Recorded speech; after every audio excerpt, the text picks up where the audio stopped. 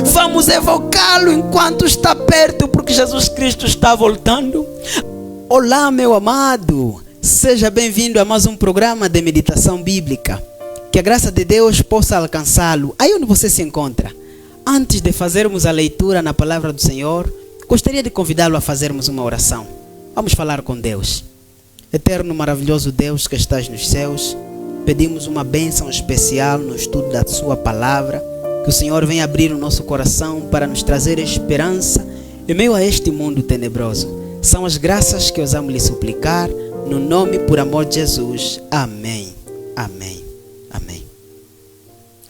Amados, há 10 anos atrás o mundo hoje já não é o mesmo. A miséria, a pobreza, as doenças têm se multiplicado cada vez mais. Os conflitos armados. Em meio a todo esse cenário que o mundo enfrenta, existe uma grande esperança. A esperança da volta gloriosa do nosso Senhor Jesus Cristo. O universo hoje está a presenciar este cenário. E eles aguardam com grande expectativa o desfecho da história na terra.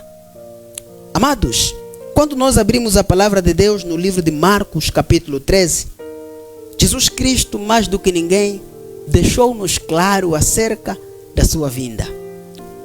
Marcos capítulo 13, o verso 32 a 37.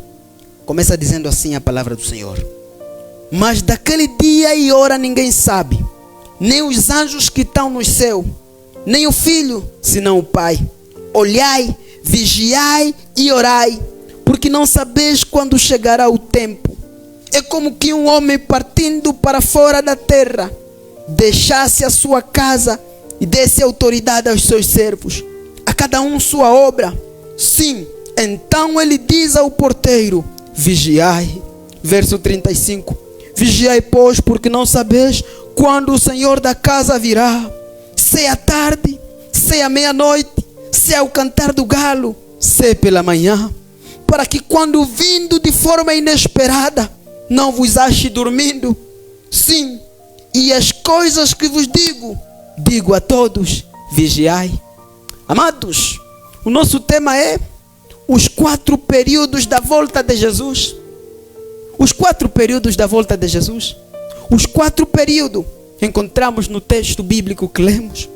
O livro de Marcos capítulo 13, especificamente o texto que lemos começa dizendo assim: do dia e da hora ninguém sabe. Amados, este dia é esperado por muitos. Este dia da volta gloriosa do nosso Senhor Jesus Cristo. Ninguém sabe deste dia glorioso. Ninguém sabe. O que me dói no coração, amados, é saber que existem homens e mulheres que tentam colocar data neste dia. Que tentam colocar uma data específica da volta de Jesus. Mas Jesus aqui na sua palavra ele diz que ninguém sabe do dia da volta gloriosa. Ninguém sabe. E o verso 33 vai dizendo assim: olhai.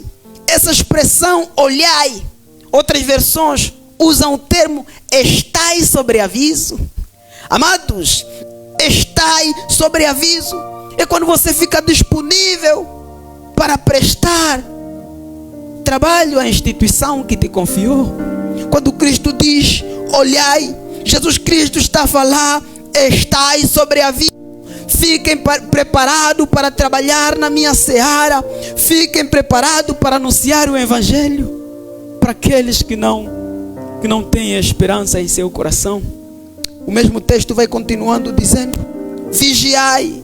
Sim, não basta simplesmente nos empenharmos no trabalho da volta de Cristo.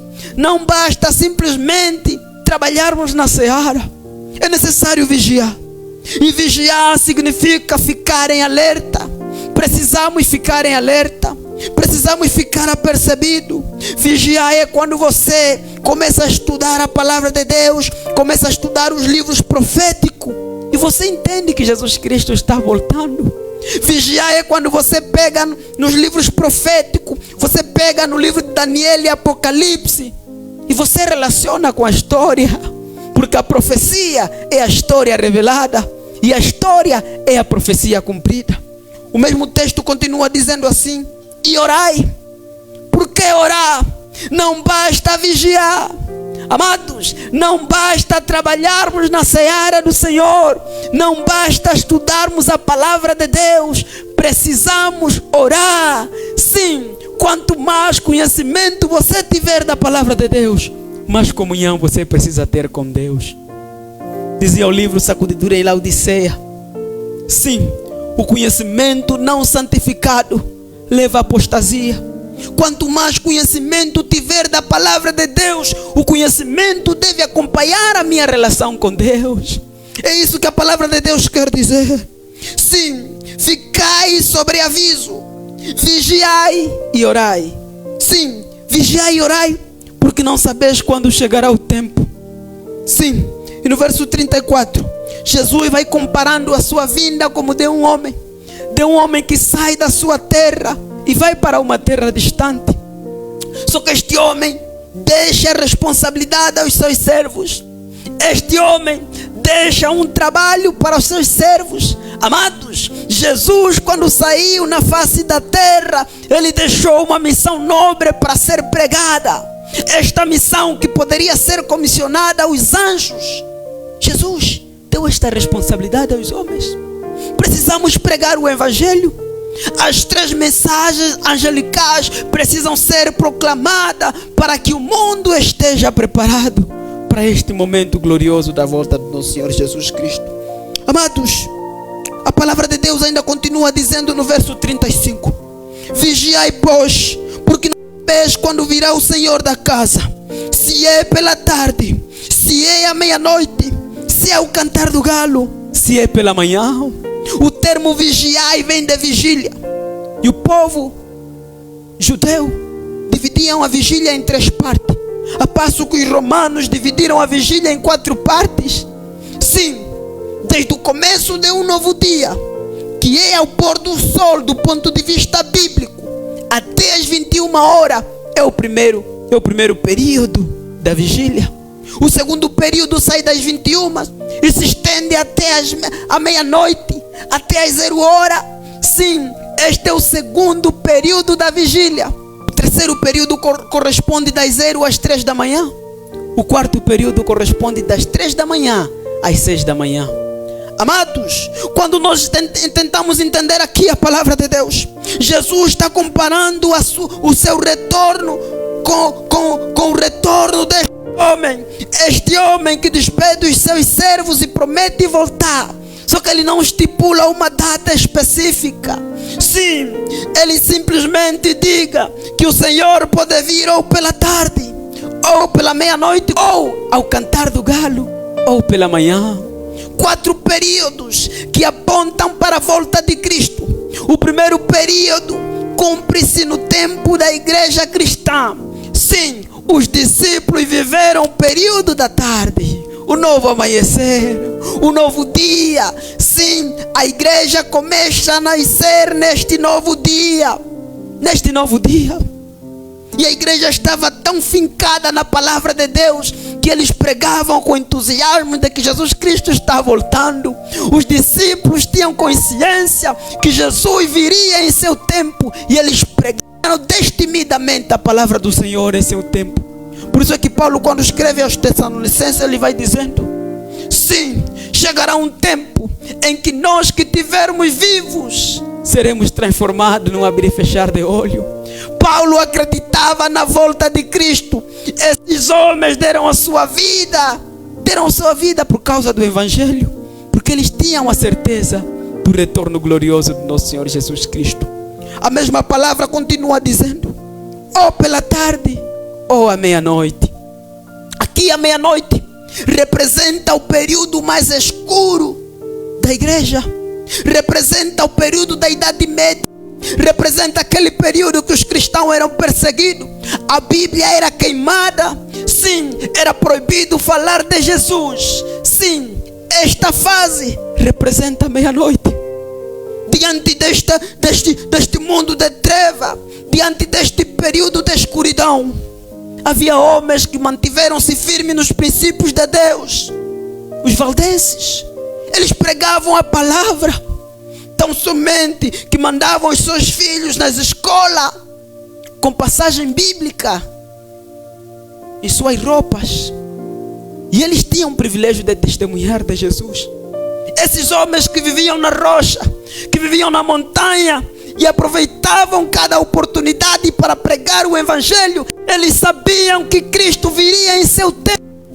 Eles tinham a certeza. Eles sabiam que aquela perseguição que a igreja estava passando era a última perseguição na face da terra, e Cristo viria para dar solução e fim ao pecado. Mas Jesus não veio. Jesus não veio em seu tempo. Sim, o mesmo texto vai continuando dizendo: ao cantar do galo. Amados, ao cantar do galo representa o período do clamor da meia-noite, representa o período da reforma, representa o período que aponta para o tempo do fim. Nós estamos a falar precisamente lá por volta dos anos 1700, onde a ciência se multiplicou, profetizada no livro de Daniel. Quando Daniel, recebendo a orientação do anjo, o anjo diz: Daniel, encerra o livro até o tempo do fim. Em 1798, os homens começam a estudar a Bíblia. Os homens começam a estudar as profecias bíblicas e começam a entender que Jesus Cristo está voltando. Amados, neste período, a ciência se multiplicou. Neste período, sociedades bíblicas eram formadas. Sim, neste período, amado, houve um grande reavivamento. Foi nesta fase que houve um homem chamado Guilherme Miller, que decidiu estudar a palavra de Deus, começando em Gênesis, verso por verso. Ele não passava no texto seguinte sem entender o anterior. No estudo que este homem foi fazendo, ele chegou em Daniel 8, verso 14. Até 2.300 tardes e manhã o santuário será purificado. Quando este homem chega nesse texto, ele estaciona e procura entender o texto. Tão somente que Deus concedeu sabedoria a este homem. Este homem fez um cálculo. Ele entendeu que as 2.300 tardes e manhã começariam no ano 457 a.C. e chegaria até o ano 1843. Mas tão somente que nessa data Jesus não veio. Os seus adeptos entenderam melhor continuar os estudos e descobriram que havia necessidade de colocar o ano zero. Incluindo o ano zero, levaria a 1844. Sim, no dia 22 de outubro, segundo o calendário grego-romano, lhes levaria até 1844. As pessoas venderam todas as propriedades que tinham. A mensagem foi pregada com entusiasmo. Houve um grande reavivamento. Os corações foram entregues. Sim, as pessoas despediram-se dos seus locais de trabalho, porque tinham a certeza da volta de Jesus. Uma semana antes do dia 22 de outubro de 1844, um pastor que fazia parte do movimento do advento estava batizando no rio Potomas. As águas geladas deste rio, o pastor não resistiu a essas águas geladas e adoeceu. Dia seguinte o pastor morreu. Ninguém chorou no seu óbito, porque eles tinham a certeza que uma semana depois Jesus viria buscar a sua igreja e dar fim ao pecado. Sim, amado, esta igreja estava preparada para o retorno da volta de Cristo. Chegou esta data, Jesus não veio. A Bíblia diz que do dia e da hora ninguém sabe. Houve uma grande decepção. Sim, houve uma grande decepção. E essa decepção está profetizada no livro de Apocalipse, capítulo 10. Apocalipse profetizou sobre esta decepção. E o anjo falando para João no livro de Apocalipse diz: é necessário que ainda profetizem. É necessário que não percam a esperança. Sim, porque o cálculo estava certo. Os cálculos eram exatamente conforme os princípios proféticos apontavam mas o evento estava errado. Este homem entendeu que a purificação do santuário seria a purificação da terra.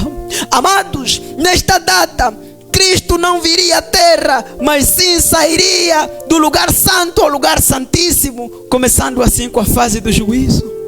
Amados, este período se estende até ali, desde 1844 até os dias de hoje. Nós estamos a viver a última fase. Estamos a viver o último período da vigília. Amados, nós estamos a viver exatamente o período da manhã. A palavra de Deus diz assim: o Senhor virá, ou pela tarde, o período da igreja cristã. Sim, ou pela meia-noite, o período da Idade Média. Sim, ou o cantar do galo. Ou a cantar do galo. Ou pela manhã. Nós estamos a viver este período. E isso é entendível quando a Bíblia diz que Deus é o sol da justiça. E o sol nasce pela manhã.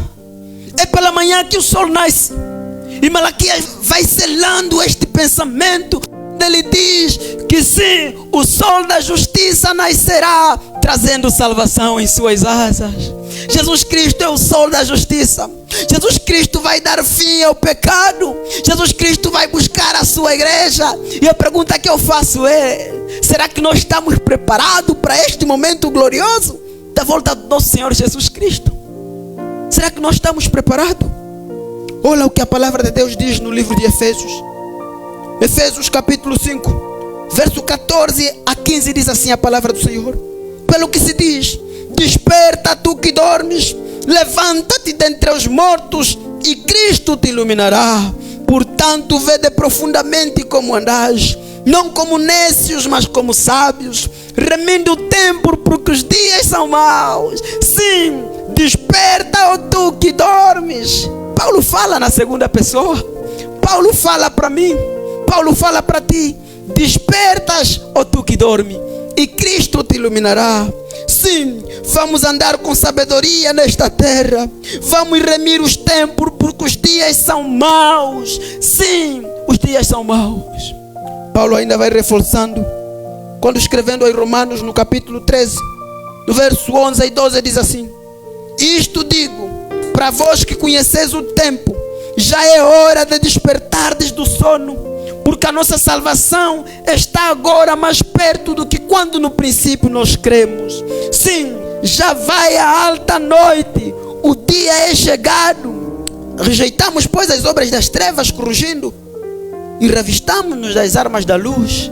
É o convite de Paulo para vocês que conheceis o tempo profético, para vocês que conheceis que Cristo está voltando. É hora de despertarmos do sono. É hora de irmos para Deus. É hora de abrirmos o coração para Deus e sermos um instrumento poderoso para a salvação de alma. Por que não aceitar Cristo como nosso Salvador pessoal? Por que não se render a este Deus que manifestou a sua glória, trazendo salvação à raça humana? Por que não, amado? Sim, é difícil saber que neste momento decisivo da história existem pessoas que estão dormindo. No lugar de buscarmos a Deus, no lugar de nos aproximarmos de Deus, estamos cada vez mais distantes de Deus. Amados, vamos buscar a Deus enquanto se pode achar. Vamos evocá-lo enquanto está perto, porque Jesus Cristo está voltando. Amanhã será tarde demais. O dia da salvação é hoje. O dia da salvação é agora. Hoje, se ouvirdes a sua voz, não endureçais o vosso coração. Sim, precisamos estar preparados. Nós estamos a perder o rumo da direção da Canaã celestial. Nós estamos a perder o caminho da salvação. Mas Cristo nos faz o convite, através da sua palavra: vigiai e orai, porque não sabeis o dia em que o Filho do Homem vai se manifestar nas nuvens dos céus. Amados, Laodiceia está corrompida com os princípios de Babilônia. Nós somos convidados a fazermos uma reforma. Somos convidados a fazer um reavivamento, porque Jesus Cristo está voltando. Sim, o maior problema da igreja hoje é que a igreja não tem o Senhor como soberano da sua vida. O maior problema da igreja hoje é que nós não estamos a colocar Deus em primeiro lugar. Sim, somos chamados a fazermos uma escolha. Somos chamados a fazermos uma decisão. Abrir o coração para Jesus e aceitá-lo como nosso Salvador pessoal. Sim, somos chamados. Por que não se render a Ele? Por que não aceitá-lo como nosso Salvador pessoal? Por que não? Esse tem sido a minha decisão todos os dias da minha vida. E eu olho para você, meu querido amado, e eu pergunto: será que esta é a tua decisão? Será que você quer abrir o coração para Jesus e aceitá-lo como seu Salvador pessoal? Será que esta é a tua decisão? Que o Senhor te abençoe. Que o Senhor faça resplandecer o seu rosto sobre ti. Que o Senhor te dê a paz em abundância. Que Deus te abençoe. Amém. Amém.